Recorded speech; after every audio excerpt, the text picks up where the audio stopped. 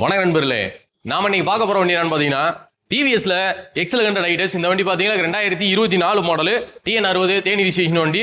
மொத்தமே பாத்தீங்கன்னா ஒரு 3000 கிலோமீட்டர் ரேஞ்ச் வண்டி ஓடி இருக்கு. வாங்க வண்டி டீடைல்ஸ் பார்ப்போம். ஃப்ரண்ட் டயர் கண்டிஷன் பாருங்க, கிட்டத்தட்ட பாத்தீங்கன்னா ஒரு 90% இருக்கு. ஃப்ரண்ட் மார்க்கெட்லாம் பாருங்க, அடி வாங்கல செய்யல, தெளிவா இருக்கு. கூட்டுறப்பெல்லாம் பாருங்க, இது கிழிஞ்ச வச்சு செஞ்ச அந்த மாதிரி எதுவும் கிடையாது. ஹெட்லைட் டூமு இண்டிகேட்டர்லாம் பாருங்க, உடையில செய்யல, நீட்டா இருக்கு. சைடு பம்பர்லாம் பாருங்க, ஏதோ அடிவிட்டது நெளிஞ்சது அந்த மாதிரி எந்த இதுவுமே கிடையாது. டேங்கெல்லாம் பாருங்க, தெளிவாக இருக்குது.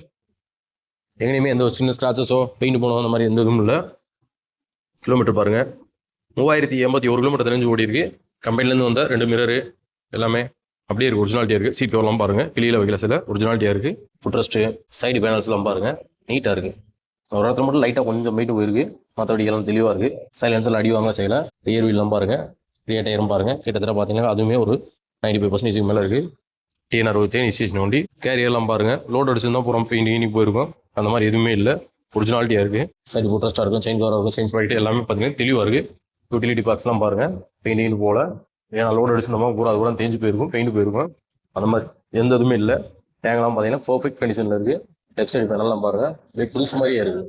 இந்த 2024 மாடலுக்கு நம்ம கம்பம் நாகார்ஜுனா மோட்டார்ஸ்ல நாங்கள் எதிர்பார்க்குற வேலை பார்த்தீங்களாக்கும் 56,000 அந்த ரேஞ்ச் எதிர்பார்க்குறோம். நேரில் வாங்க, அதுலேயுமே எங்களால் எவ்வளோ பெஸ்ட்டாக பண்ண முடியும் பண்ணி தரோம். நன்றி, வணக்கம்.